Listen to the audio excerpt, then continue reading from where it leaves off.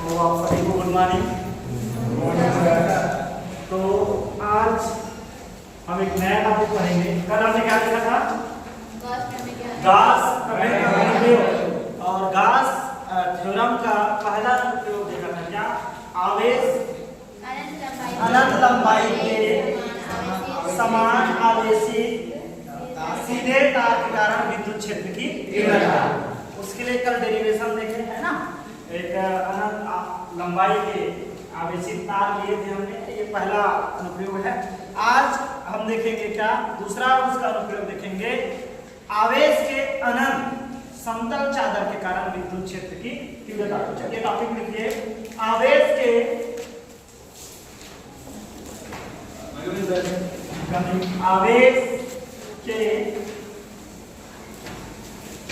अनंत समतल चादर के कारण अनंत समतल चादर के कारण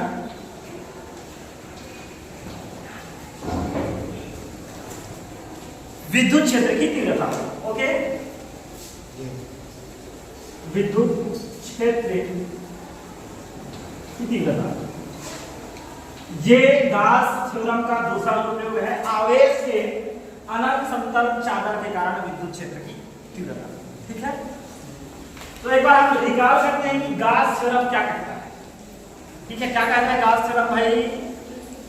किसी बंद निकाय से गुजरने वाला संपूर्ण विद्युत फ्लक्स, उसमें उपस्थित कुल आवेश Q है ना, जो Q है 1/ε0 के गुना होता है। ये गास प्रमेय है।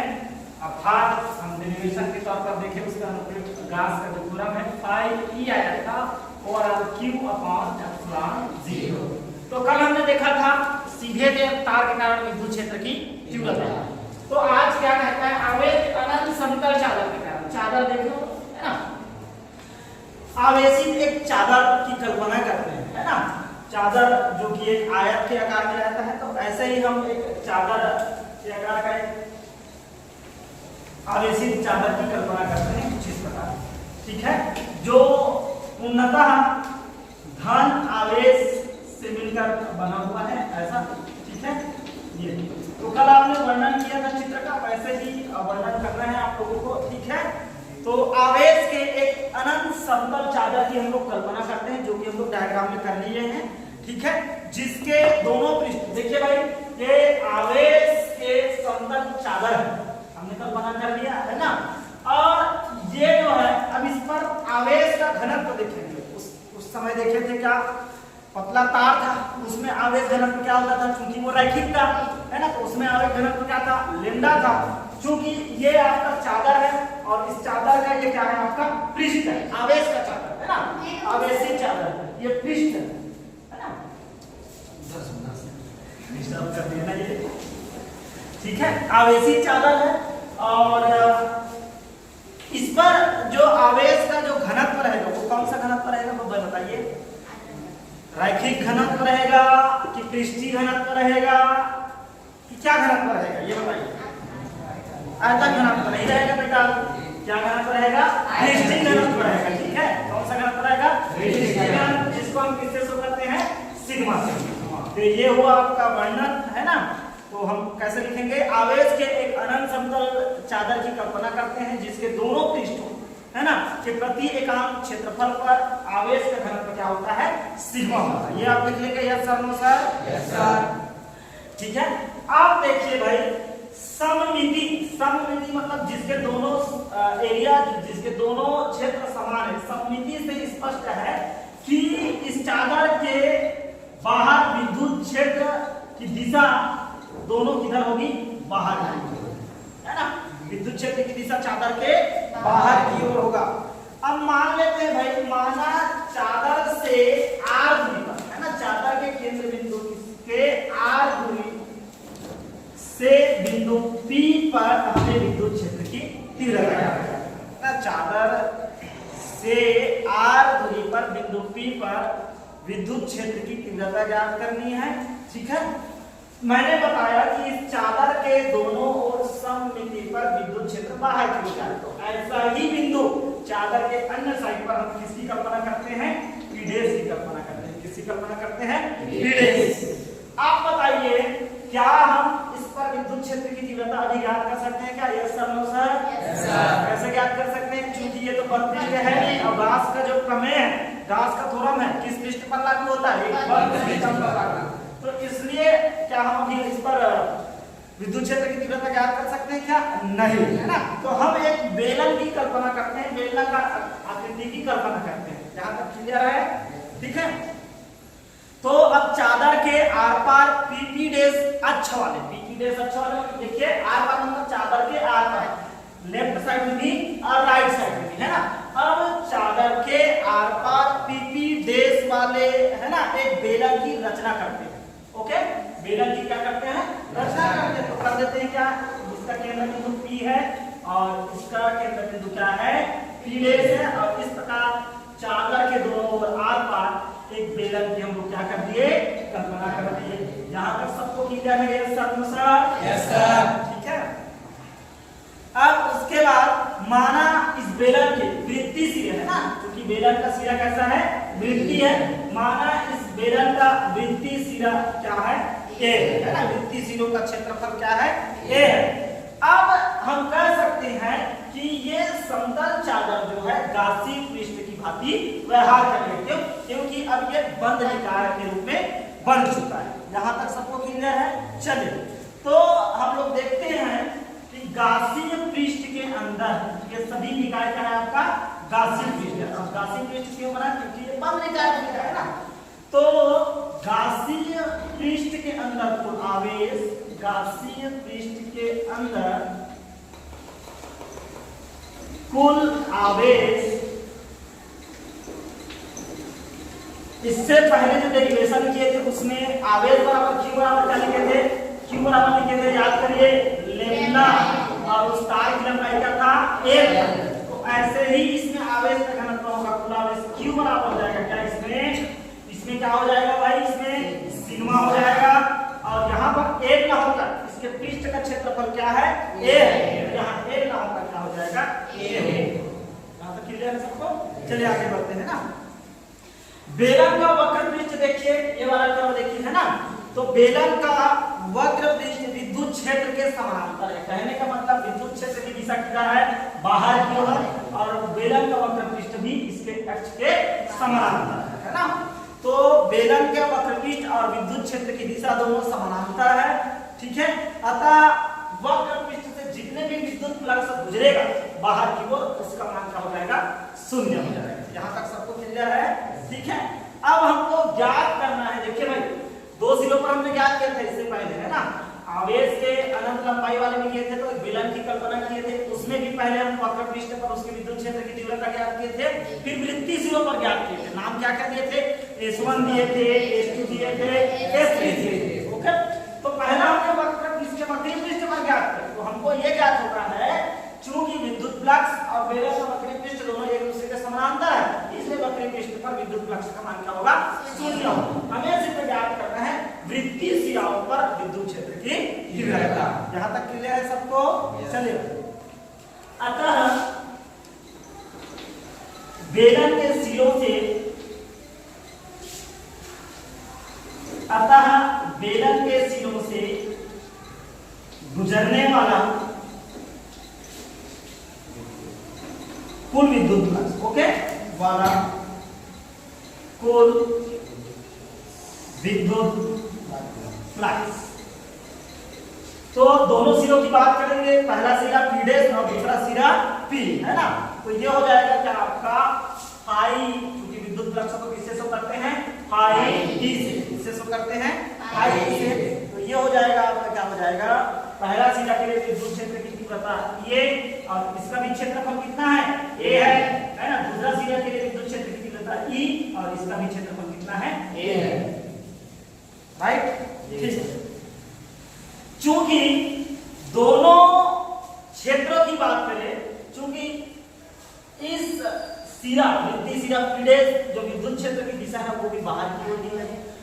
इस वृत्तीय सिरा P की बात करें तो इसमें भी विद्युत क्षेत्र क्या है? बाहर की ओर। क्लियर है? तो दोनों जुड़ जाएगा तो टोटल हो जाएगा क्या ये I E बराबर EA और EA क्या हो जाएगा 2EA। यहाँ तक क्लियर? इसको समीकरण नंबर क्या देते हैं? 1 दे देते हैं, इक्वेशन नंबर 1 दे देते हैं। ठीक है? यहाँ तक किसी को कोई प्रॉब्लम? यस और नो? नो सर ना। चलिए अब देखेंगे गास प्रमेय से। वी नो दैट गास थ्योरम।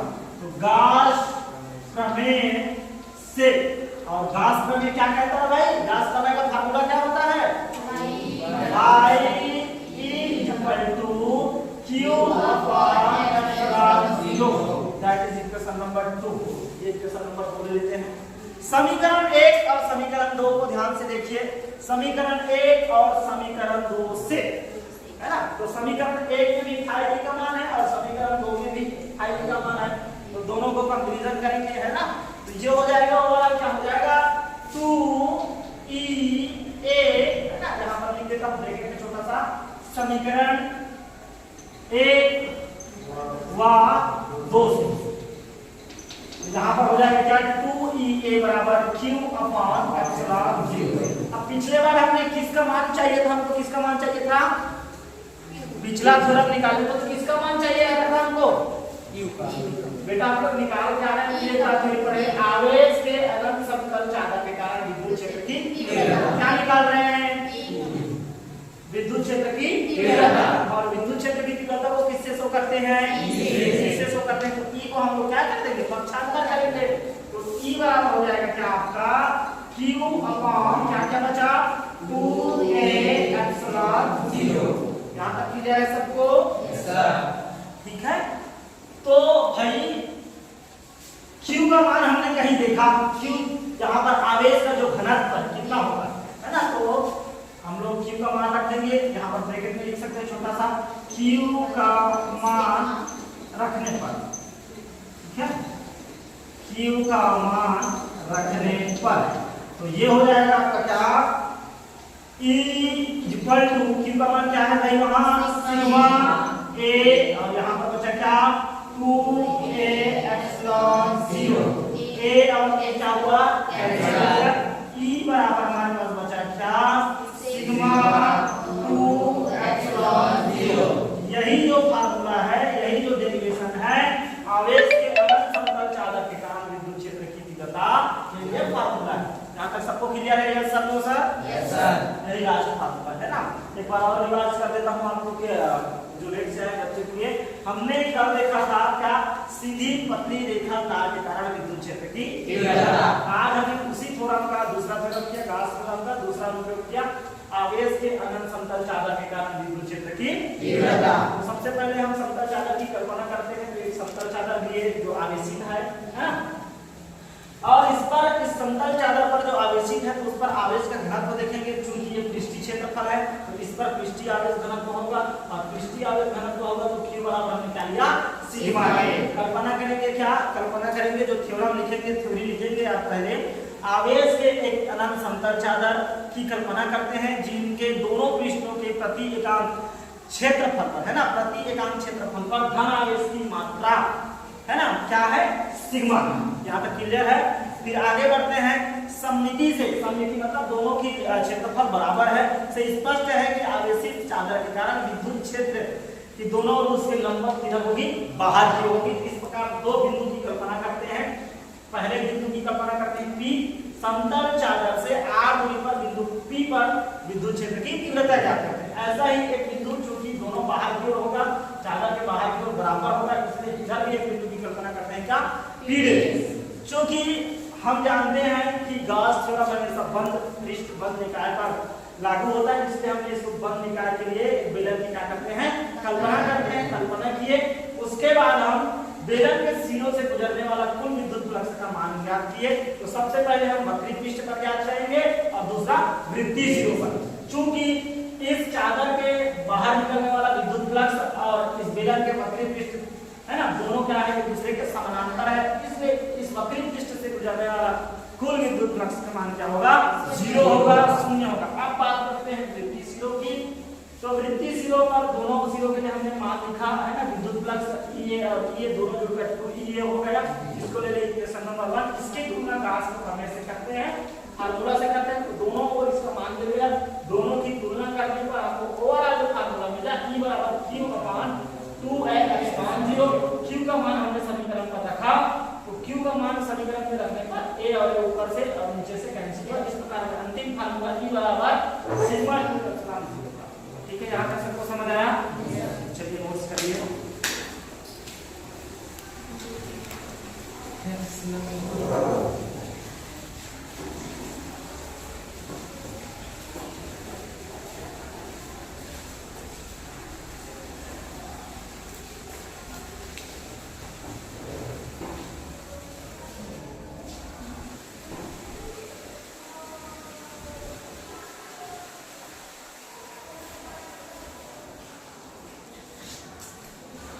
और ये हमारे कक्षा 12वीं के बच्चे हैं,